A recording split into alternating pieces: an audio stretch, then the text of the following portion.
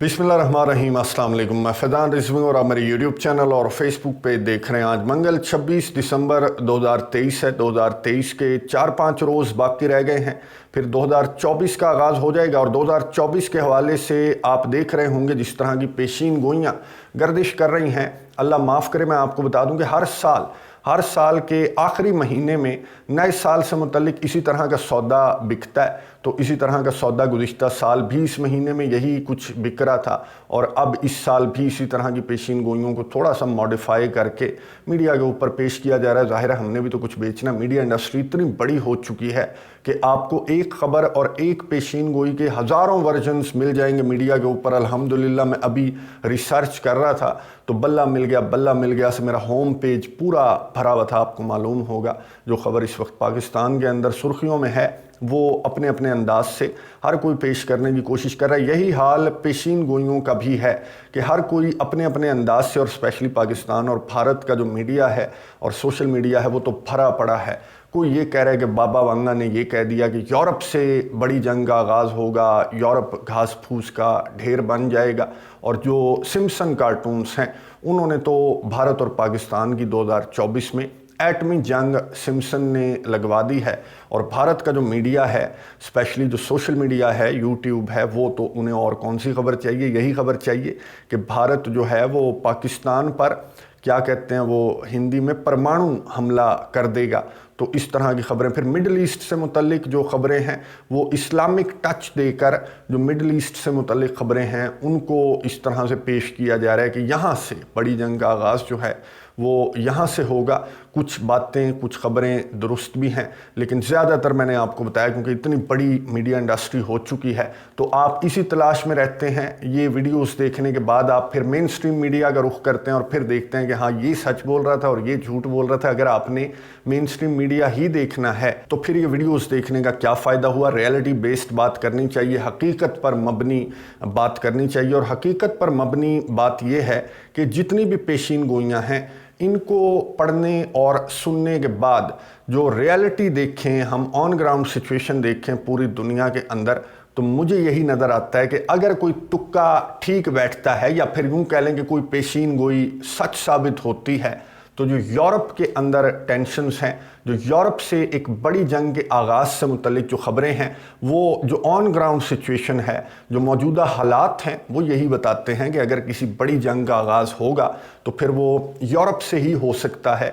जहाँ तक बात की जा रही है फ़लस्तीन की और मिडल ईस्ट की, तो सारी बातें अपनी जगह दुरुस्त, और अल्लाह ताला खैरियत रखे, खैरियत के साथ ये मसले फ़लस्तीन हल हो जाए। लेकिन जो सिचुएशन फ़लस्तीन के अंदर है, मिडल ईस्ट के अंदर है, तो मैं आपको रियलिटी बता दूं, आपका मौक़िफ़ डिफरेंट हो सकता है। आप कमेंट्स बॉक्स में अपनी राय का इजहार भी कर सकते हैं, लेकिन मुझे नहीं लगता कि मुजाहिदीन वर्सेस पूरी दुनिया की बड़ी बड़ी ताकतों को लेकर कौन सी बड़ी जंग छेड़ना चाहते हैं आप। जब मुसलमान ममालिक जो OIC कंट्रीज़ हैं उनका ये हाल होगा तो वहाँ से किस तरह से एक बड़ी जंग का आगाज़। अभी तो मुझे नहीं लगता कि मुजाहिदीन वर्सेस अमेरिका, बरतानिया, यूरोप पूरे का पूरा, पूरी दुनिया मुजाहिदीन के ख़िलाफ़ मैदान में उतर आई है। और मुजाहिदीन के साथ चंद एक ममालिक हैं जो कि ओपनली सामने आने से इसलिए डर रहे हैं क्योंकि पूरे जो OIC कंट्रीज़ की जो मेजॉरिटी है वो कहाँ पर खड़ी हुई है। तो यहाँ से तो बड़ी जंग का आगाज़ मुझे नहीं लगता। और जो सिम्पसन की पेशीन गोई है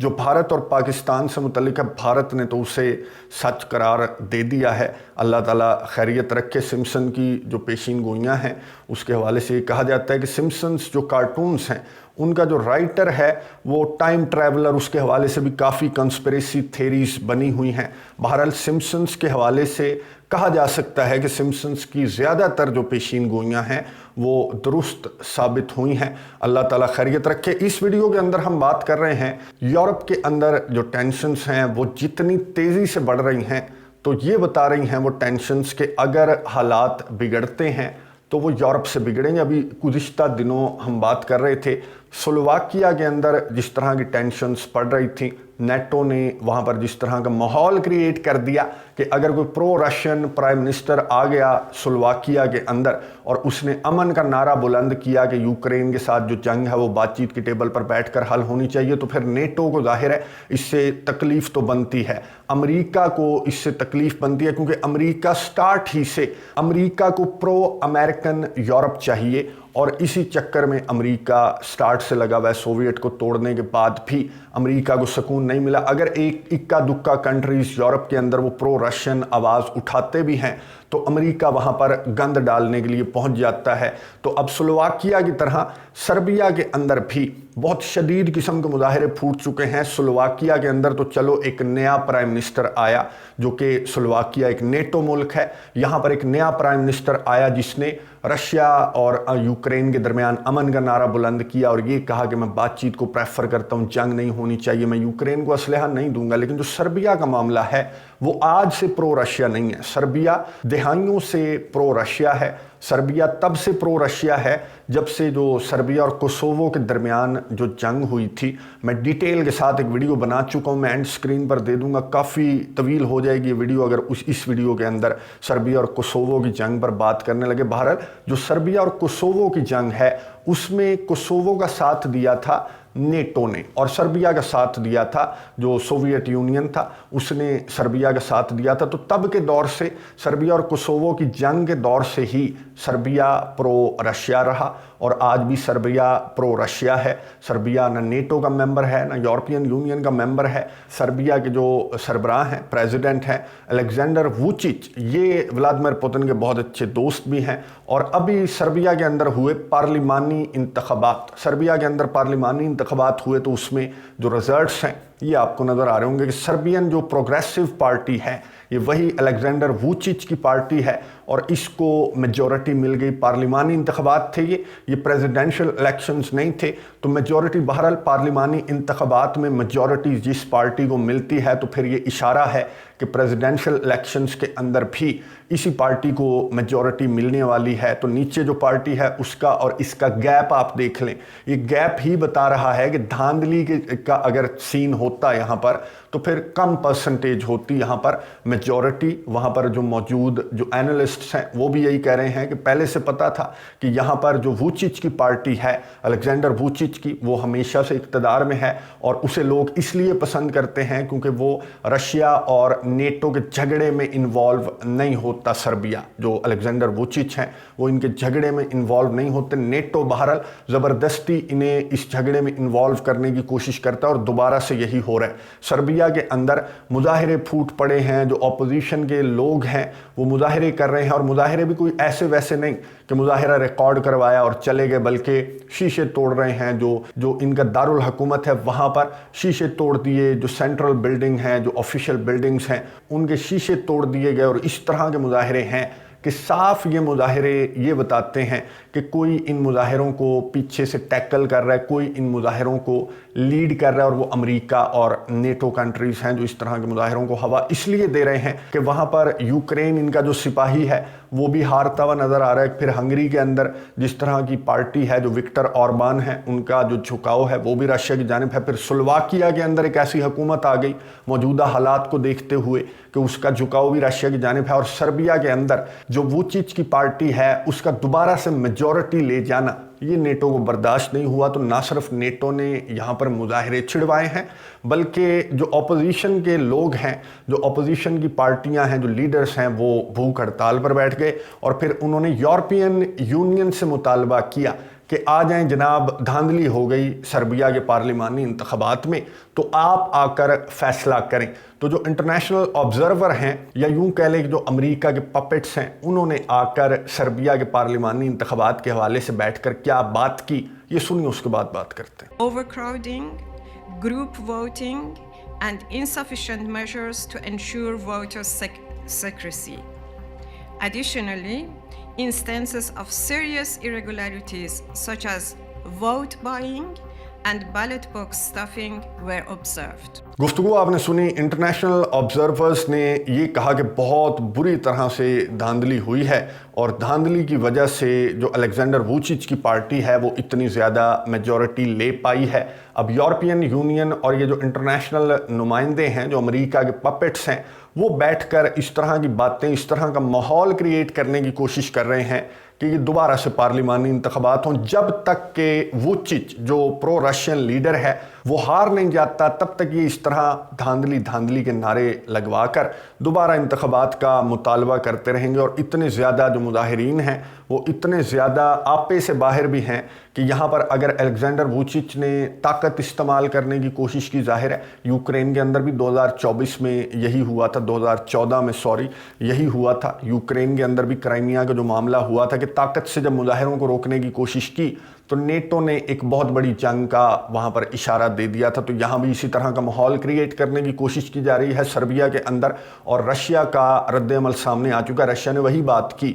रशियन का ये पहली मर्तबा नहीं है। यूरोप के अंदर जो भी मुल्क जो न्यूट्रल हो या फिर अपने अवाम की जो फिक्र करे, उसे प्रो रशियन का नाम देकर जो रूसोफोबिया है उसमें मुब्तला जो नेटो का जत्था है या जो अमेरिका है इनका मास्टर, वो उसे रूसोफोबिया में मुब्तला होकर इसे प्रो रशियन गवर्नमेंट का नाम लेकर इसे गिराने की कोशिश करता है। और पूरे के पूरे यूरोप को अमेरिका अपने रंग में रंगना चाहता है। और जो 2-4 ममालिक प्रो रशियन भी हैं या फिर न्यूट्रल भी हैं, तो उन्हें जब तक अमेरिका नेटो में नहीं ले आएगा या फिर अपनी तरफ उनका टिल्ट नहीं कर लेगा, तब तक अमेरिका चैन से नहीं बैठेगा। तो ये जो तर्ज है रूस के सदर व्लादिमीर पुतिन ने, क्रेमलिन के तर्जमान ने, और मारिया ज़खरोवा जो क्रेमलिन के तर्जमान है फॉरेन मिनिस्ट्री की, उन्होंने भी कहा कि ये जो एटीट्यूड है अमेरिका का, ये किसी बड़े तनाज़े का, किसी बड़ी जंग का सबब भी बन सकता है कि आप एक के बाद एक मुल्क के अंदर जो उनके इंतखाबात हो रहे हैं उसमें भी अगर आप इस तरह से दखल अंदाजी करेंगे